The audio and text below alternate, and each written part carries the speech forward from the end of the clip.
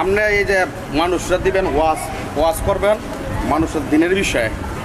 আপনার প্রথমে বলা হয়েছে যে সরকার বা সরকারের বিষয়ে দিকে সব দিকে চিন্তা ভাবনা ওয়াজ করছে, স্লোগান দেন, এখানে স্লোগান দেন, এই যে এই লোকজনগুলো উত্তেজনা সৃষ্টি করেন, এটা দায়বার পর কে নিব? আমাদের এলাকার মধ্যে আমার এই ভাই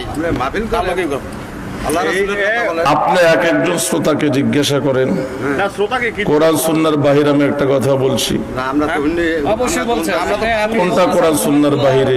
উমের গুলো মারে, মুখ মারে এটি তো বর্তমান প্রেক্ষাপট যেটা, ঠিক আছে, এই বিষয়ে কথা না বললে আমাদের জন্য ভালো, কারণ আমাদের এলাকার অধিকাংশ লোকই আওয়ামী লীগের বিভিন্ন পোস্টেড আছে। আমি আওয়ামী লীগের সন্তান, মুক্তিযোদ্ধার সন্তান, আমার নাম মুজিবুর রহমান।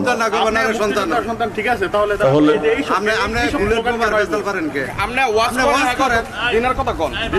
আমরা সবাই বুলেট বোমা নয় করি না, বুলেট বোমা এগুলা কেন? এইসবের জন্য তো জবাবদিহি করতে হবে আমাদের। না, উনি তো সম্মানী ব্যক্তি, উনি ওয়াজ করেন কোরআন এবং হাদিসের সম্মানী ব্যক্তি। আমরা সবাই নয় করি না, বুলেট বোমা এগুলা কি? এটা স্লোগান তো শ্রোতারা দিচ্ছে, সব জায়গায় দিয়ে থাকে, আপনারা তো স্লোগান দেন। হ্যাঁ, এখানে কেউ কি বুলেট বোমাকে ভয় করে? ভিডিও হয়েছে, আপনি কিছু বলতে হইলে সামনে কথা কন, কি কইতে চাইছেন সামনে কথা কন, সামনে কথা কন।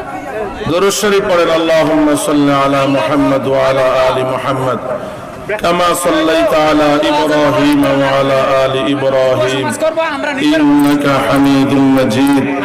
আল্লাহুম্মা বারিক আলা মুহাম্মাদ ওয়া আলা আলি মুহাম্মাদ কামা বারাকতা আলা ইব্রাহিম ওয়া আলা আলি ইব্রাহিম ইন্নাকা হামিদুম মাজিদ।